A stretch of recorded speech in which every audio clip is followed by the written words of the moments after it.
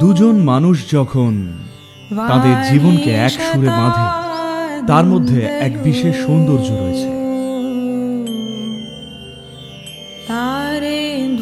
নিজের ভাবনার ঊর্ধ্বে ওঠা, নিজের অনুভূতির সীমানা পেরোনো, আর নিজের আমিত্বের যে গণ্ডি সেটা মুছে ফেলার প্রচেষ্টা, তাকেই বলা হয় বিবাহ। একটি বিবাহ কতটা মঙ্গলময় তার উপরেই নির্ভর করে ভবিষ্যৎ প্রজন্মের মানুষের জীবন। তাই সম্পূর্ণ প্রক্রিয়াটি তাদের জন্য পরম পবিত্র এবং সুন্দরভাবে সম্পন্ন হওয়াটা অত্যন্ত জরুরি।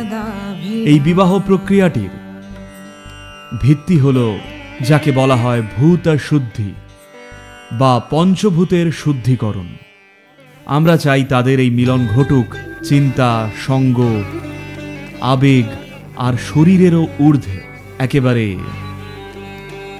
মৌলিক এক স্তরে।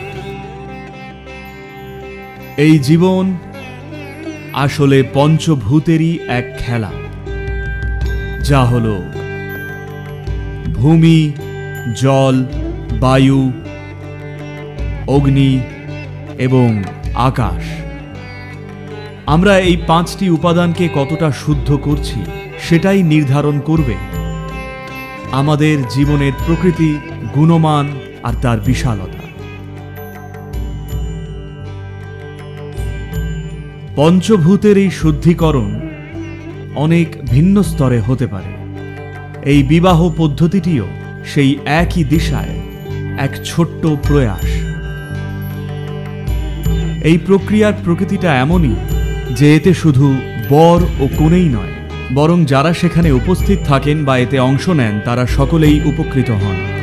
ভূতশুদ্ধি বিবাহ প্রক্রিয়াটি বিশ্বের যে কোনো প্রান্তে বিবাহিত ও যাদের বিবাহ হতে চলেছে এমন দম্পতির জন্য উপলব্ধ। এই প্রক্রিয়াটি আপনাদের পছন্দের যে কোনো স্থানে সম্পন্ন করা যেতে পারে।